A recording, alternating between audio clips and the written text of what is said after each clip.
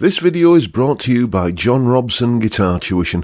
If you enjoy the content, please consider supporting the channel by enrolling on a course, purchasing some guitar lessons or a t-shirt, or you can join my Patreon. Now, on with the show.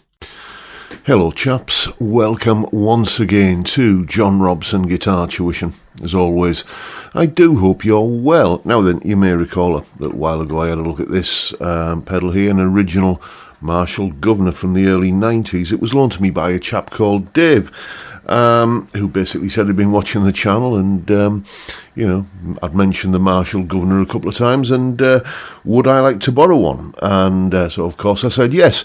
And I pitted it against this pedal here. This is an SMJ Tube Drive Legend, a budget pedal that you can get from Richard's Guitars, a guitar retailer in the UK.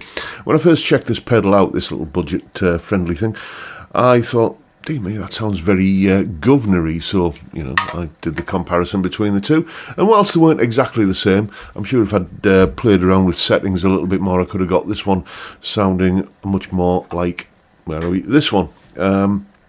Very impressed with this little pedal. So if you are a fan of that governor kind of tone and you're on a budget, get yourself one of these from Richard's Guitars. They're only about 20 quid, well worth it.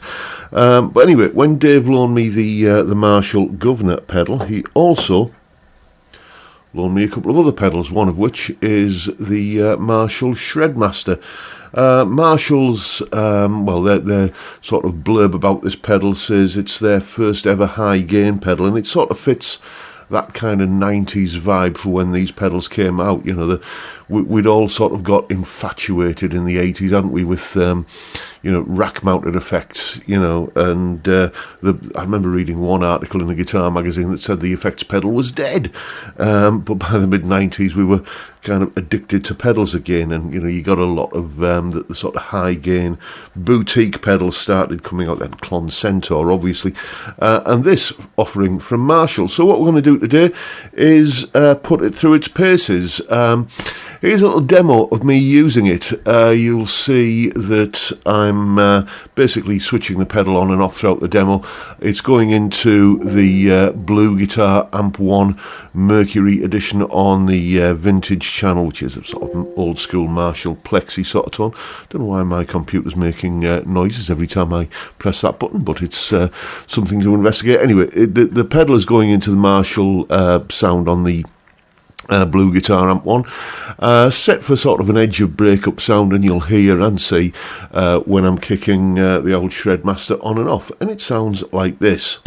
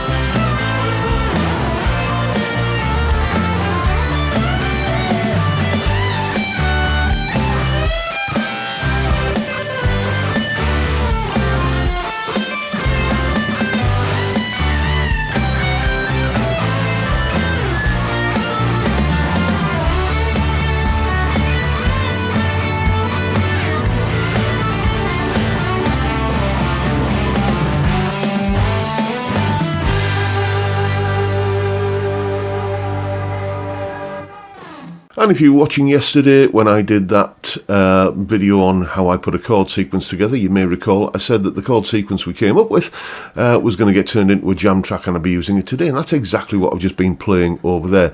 And that jam track, along with a full tab for that solo in both Guitar Pro and PDF formats, and the clip of me playing it, all of that is up on my Patreon page.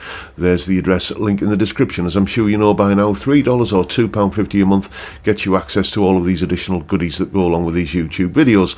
A massive thank you to everyone who supports me in that or any of the other ways, all of which are linked down below in the description. Right, so let's have a little bit more of a look at this pedal. There it is on screen there. You can see that I've got all of the controls, namely gain, bass, contour, treble and volume, pretty much at 12 o'clock or thereabouts. And I'll just show you now what sort of difference it makes. I'm currently going into the Blue Guitar Amp 1, as I was in that little demo there on the Vintage channel, which gives a sort of edge of breakup kind of Marshall tone, really, and very pleasing it is to my ears as well. So what we're going to do here is try and sort of use this pedal to kind of kick things over the edge a little bit, as I was doing in that little demo. You could see where the pedal was kind of being turned on and turned off.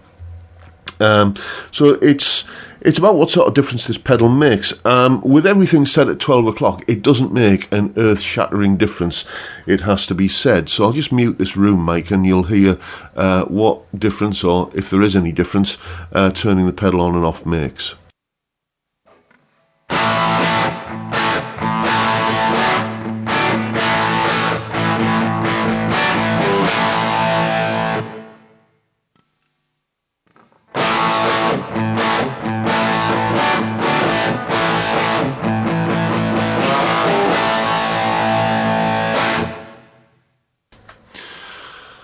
So not a great deal of difference there, it has to be said.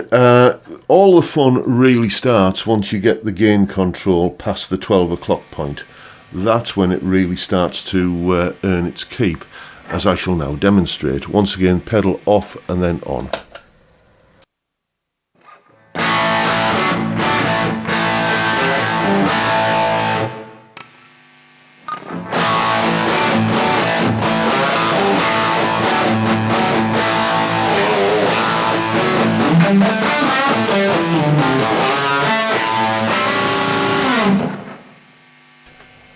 That really, I'll just turn it off now, that really does kind of demonstrate the sort of tonality of this pedal, I think. The contour control, might have mentioned earlier, that's kind of like a mid-range control, but it sort of works in reverse, to my mind anyway. It's a little bit like that ISF control that you find on Black Star amps. You turn it the opposite way to what you think you're going to need to. For instance, if I kind of turn it all the way up, it really kind of scoops all of the mid-range out completely, like this.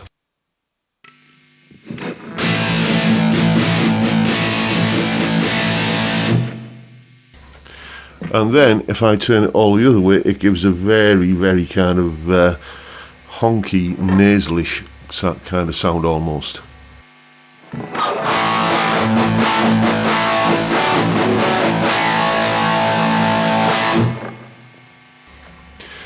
And the way I tend to use a control like this, or any kind of mid-range control, is I always find there's like a biting point that you need to find, almost like that sort of biting point on a wah pedal.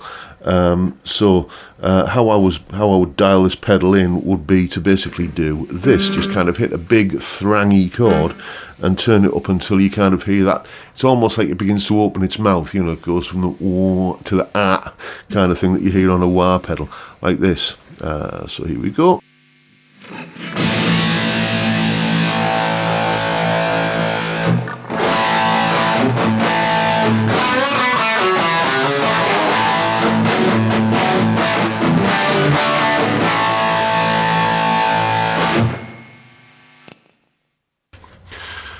And that kind of biting point will be at a different kind of point on the travel of that control for different guitars.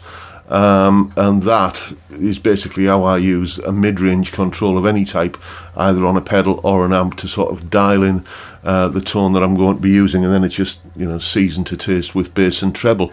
Really, after that, it's that really does kind of, for me, find that sweet spot where the guitar and the amp are, you know, kind of matched, and that's, just thought I'd mention that there on that.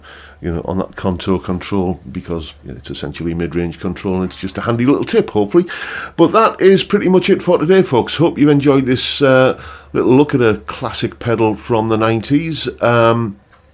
I don't think I'm going to be rushing out to get one of these anytime soon, because my high gain needs are very much catered for by the new Ex-Horseman pedal. That is a pedal I can't imagine being without it now. But the Marshall, the Shredmaster, does a fairly a very good job, it has to be said, of kind of boosting your gain and giving you that sort of high gain, but not kind of lacking in personality. It's still a very organic kind of responsive sound.